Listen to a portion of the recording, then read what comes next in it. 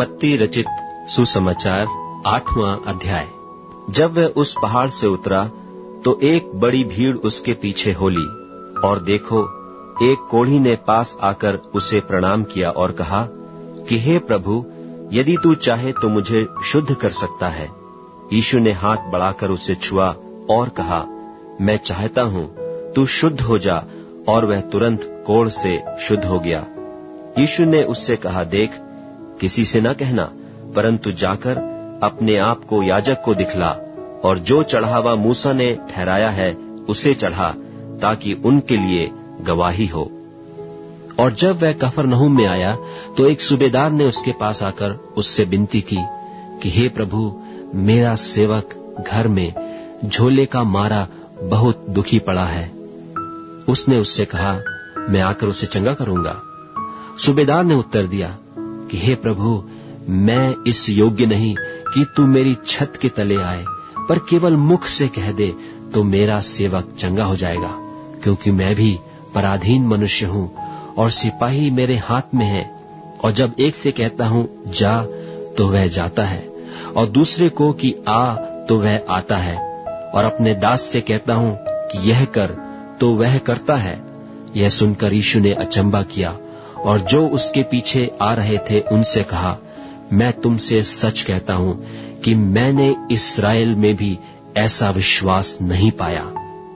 और मैं तुमसे कहता हूं कि बहुतेरे पूर्व और पश्चिम से आकर इब्राहिम और इसहाक और याकूब के साथ स्वर्ग के राज्य में बैठेंगे, परंतु राज्य के संतान बाहर अंधियारे में डाल दिए जाएंगे, वहां रोना और दांतों को पीसना होगा। और यीशु ने सूबेदार से कहा, जा, जैसा तेरा विश्वास है वैसा ही तेरे लिए हो। और उसका सेवक उसी घड़ी चंगा हो गया। और यीशु ने पतरस के घर में आकर उसकी सास को ज्वर में पड़ी देखा। उसने उसका हाथ छुआ और उसका ज्वर उतर गया, और वह उठकर उसकी सेवा करने लगी। जब संध्या हुई तब वे उसके पास बहुत से लोगों को लाए जिनमें दुष्ट आत्माएं थीं, और उसने उन आत्माओं को अपने वचन से निकाल दिया और सब बीमारों को चंगा किया, ताकि जो वचन यशायाह भविष्यद्वक्ता के द्वारा कहा गया था वह पूरा हो कि उसने आप हमारी दुर्बलताओं को ले लिया और हमारी बीमारियों को उठा लिया। यीशु ने अपनी चारों ओर एक बड़ी भीड़ देखकर उस पार जाने की आज्ञा दी। और एक शास्त्री ने पास आकर उससे कहा, हे गुरु, जहां कहीं तू जाएगा मैं तेरे पीछे पीछे हो लूंगा। यीशु ने उससे कहा, लोमड़ियों के भट्ट और आकाश के पक्षियों के बसेरे होते हैं, परंतु मनुष्य के पुत्र के लिए सिर धरने की भी जगह नहीं है। एक और चेले ने उससे कहा, हे प्रभु, मुझे पहले जाने दे कि अपने पिता को गाड़ दूं। यीशु ने उससे कहा, तू मेरे पीछे हो ले और मुर्दों को अपने मुर्दे गाड़ने दे।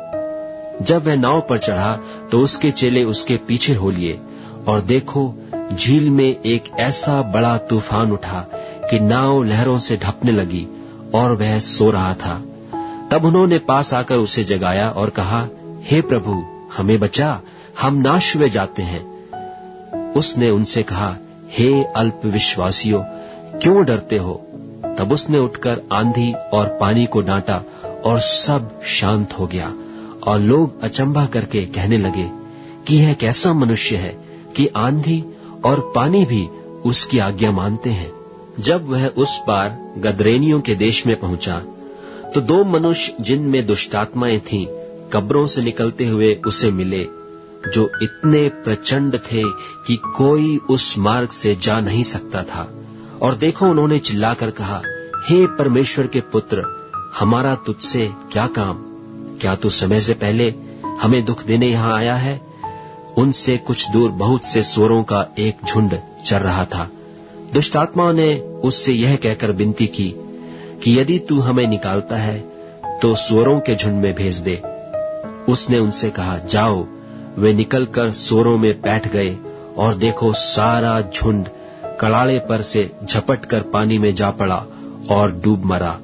और चरवाहे भागे और नगर में जाकर ये सब बातें और जिनमें दुष्टात्माएं थे उनका सारा हाल कह सुनाया। और देखो, सारे नगर के लोग यीशु से भेंट करने को निकल आए और उसे देखकर विनती की कि हमारे सिवानों से बाहर निकल जा।